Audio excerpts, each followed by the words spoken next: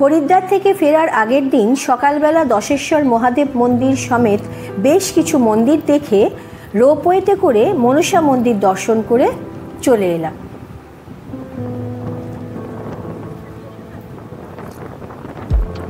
একেবারে হোটেলে লাঞ্চ সেরে বিকেলে চলে এলাম হরকি পৌরি ঘাটে সন্ধ্যা আরতি দেখতে।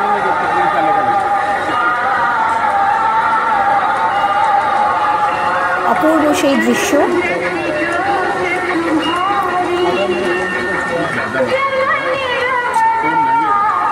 মন ভরে যায়।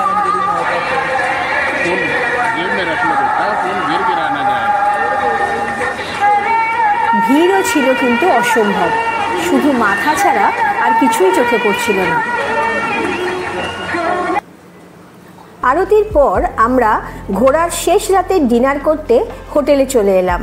মনটা সকলেরই কম বেশি ভারাক্রান্ত। বেশ কয়েকদিন একসাথে ভালোই আনন্দ করলাম।